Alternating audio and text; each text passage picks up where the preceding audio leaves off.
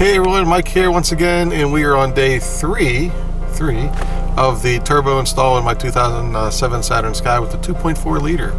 In my last video, I added that top part to keep the radiator cool, and I had the bottom part as well, the bottom air part as well. And on my way here on the highway, I was in temperatures between, I don't know, 176 and 180, something like that the whole way. And then whenever I would drive around the little neighborhood to get to his house, I was at around 181, 183, 185, something like that. So it looks like that little contraption that I made as far as the bottom and top airflow into the radiator worked out well. And today's goal is to put the turbo on the hot side and hopefully take my car back home. The only other thing I'm waiting on are the fuel injectors, and I got to install those, and then obviously the tune. So see how much we can get done today. Hopefully it's going to be good enough that I can take it back home, let it sit there, and wait for the injectors, install those, and the tune. So let's go ahead and get started. Alright, taking this air cleaner off, and then we have to take that water pump out and change that. So what we're planning on doing is taking the exhaust manifold off. You may or may not have to do that on yours. Obviously, if you have a Redline or GXP, you gotta take the turbo out of there to get out of the way. But we'll probably take the exhaust manifold off to get to the coolant cross pipe there, because we have to unplug it from. It's hard to see the water pump that's down there, and slide that thing out of there. So it's going to be a lot involved with the water pump, but with that exhaust manifold out, it should make it a little bit easier.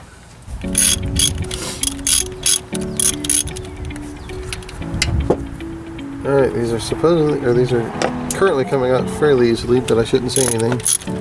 Not yet. But I did, so it's too late. So we had a stubborn bolt that was kind of tough to get off from the catalytic converter to the exhaust, and we lost the battle. The bolt won for now. However, we were able to break the bolt head off, so we did get it out of there. So sometimes these things can be rough. I believe I have to remove the cap on the top. Yeah. That's why I was wondering if it was going to pull all the way out of there. Yeah, that makes sense. It's not gonna let it. Because when I installed it, I had to install it from the bottom. Okay, I got the exhaust manifold on. It was kind of a pain in the neck with the bolts kind of being stubborn on us. But here you can see the coolant cross pipe. It's attached to the water pump there. It's attached to the thermostat housing there. So at least we have easy access to it now. And we'll just go ahead and probably loosen those bolts there. Hopefully slide that thing back. Okay, there's actually a little drain under the water pump that can get the coolant out of there, but we're going to try to not even drain all of the coolant and see what happens. Let's see if we can just change this without replacing the whole, draining the whole coolant stuff.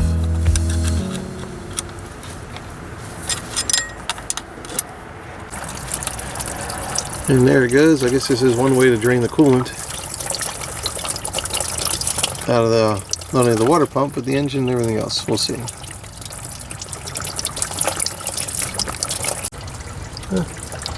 Reservoir is still full, so it must not be come from there. Must be mainly draining out of the engine, and I guess there's still going to be some left in the radiator as well.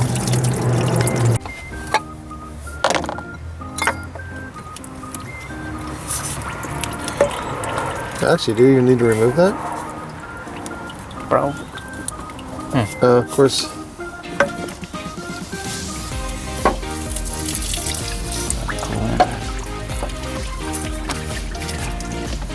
Unless we want to do it, just change that O-ring anyway. There we go. Yeah, that's the piece we got to put on the new pump. And there is the pump. We need to remove this one. What's that? Shall we? The back one? Yeah. I mean, only to change the O-ring. Yeah. Just to make sure it's new. Which I have it. I have them. Oh, okay. I got like 5 of them. So, alright, so that's off, and now we just need to lock down that front. Actually, you know what? You get them from the front, if I remember right. Oh, yeah. You remove the bolts from the front, and then Because I think that. Oh yeah, just this one. They have just. Yeah, and then I think there's one on the other side too. Those. I think there's I think there's 3 in the front, and then that whole thing comes. All right, so I took the venom brace off, and to get that out of the way, and now we're getting on the front of the water pump, taking that plate off, and then we get to put this tool that you're going to need. You basically screw these bolts into the pump that's already on there, and then you lock it down on the outside, and that keeps that gear in place so you don't mess it up. And then you can pull the pump out. Okay, this is the coolant crossover pipe, and there's the O-rings. Actually, there's one on each side, and I got a couple of new ones that I'll put on there before we replace this coolant pipe back on. So that's one thing you're going to want to do, is replace the O-ring since you already have it apart anyway, and I will put a link below for where you can purchase them. Alright, we're having a problem lining up the little water pump tool with the bolts, so we're going to, rather than cranking the crankshaft, we're just going to try to roll the car back and see if it moves it just enough to make it work.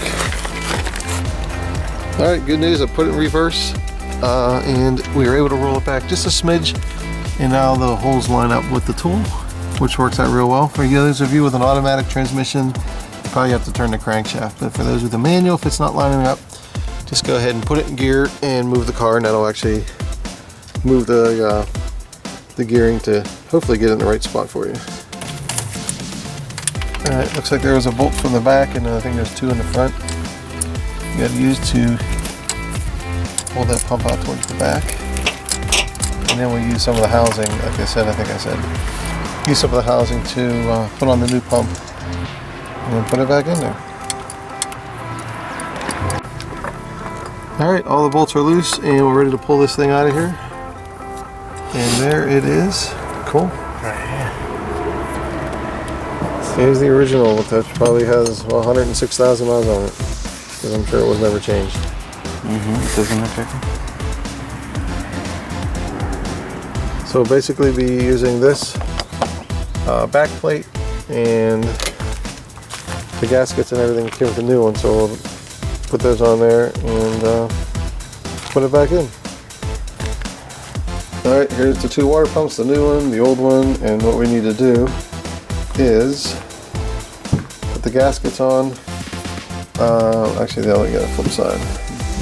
It's the gaskets that helps. There's that one there, and then we have that little piece came out again, but anyway, it doesn't matter. Here's the gaskets that came with it. So we got this one, and then the one we're going to be reusing the back cover, and we're going to replace that gasket as well. And that's probably where mine was leaking, was that little gasket. But who knows, if you're going to have it all apart, you might as well change the pump anyway. So we're going to go ahead and replace these gaskets and start putting this thing back in.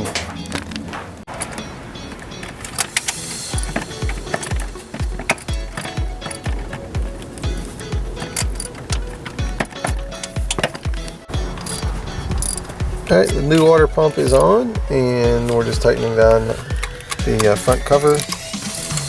And we actually had a new gasket for that as well. It came with the kit, so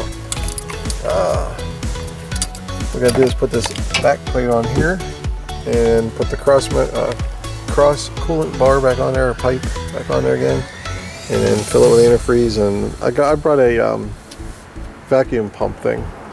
So we can vacuum the get the air out of the out of the coolant system. Hopefully that works. But we're gaining on it all this way just to get to the part where we can start working on the turbo. Crazy. Okay, new water pump is in. Got the coolant cross pipe going on and attached to the bottom. So now we're gonna fill it up and get the antifreeze in there. And I actually have a vacuum kit that I'm going to be using here.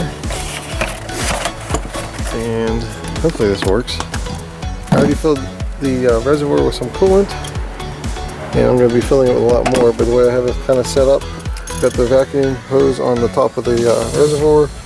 I got this hose that was coming from the radiator. I got that clamped off, and then we have the one coming from the top there. I kind of got that separate. I got a little bottle that I'm going to put this in. So as I'm vacuuming it, or actually pushing it through, it should pump the fluid all the way through the engine and everything. Once it starts coming out here with no air, we should be good to go, and that should also check for leaks. Alright, as putting pressure on the reservoir, it should be pumping the fluid through. And alright, we can see the reservoir is getting low, so it is pumping the fluid in there. And I had to kind of hold these two. I'm not sure if it made a difference or not, just to kind of keep the pressure on as I'm pumping. But it looks like it's working, so I'm going to add some more fluid and keep going until it comes out of that hose. I didn't film it, but that hose started pouring into my iced tea bottle here, the antifreeze. So I connected it all back up again, pressured it up to about 14 pounds, which is right here, and so far so good as far as it's staying there, so it doesn't look like we're having any more leaks anywhere. And we'll take a look over here. Everything looks nice, bone dry. Water pump's dry. Everything's nice and cleaned up. So hopefully that did the trick. And kudos to General Motors for putting a tool chest on the front of our cars here to hold all of the tools, and on the intake manifold as well. We're already tapped into the oil that's going to be going into the turbo, and we still have to drill into the oil pan down here. But first what we're going to do is kind of brace the motor, lift it up to get the to move the engine mount out of the way to make it a little bit easier to drill into there. But first Elmer's ordering a pizza, so getting a little bit hungry. This car stuff makes you a little bit hungry. Alright, the engine mount is out. It's actually sitting over here. And that gives us easy access to drilling into the oil pan for the oil return coming out of the turbo. And like I said, we have the new one already in there to go into the turbo. We're just going to create the one to go drain into the oil pan. So get ready to do that.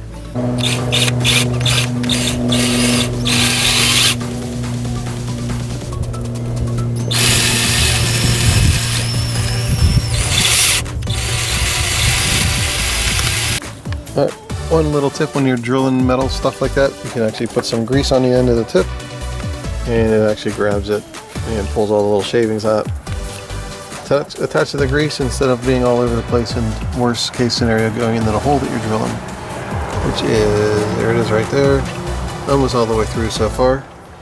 And we're eventually getting to that size, and hopefully we'll be good.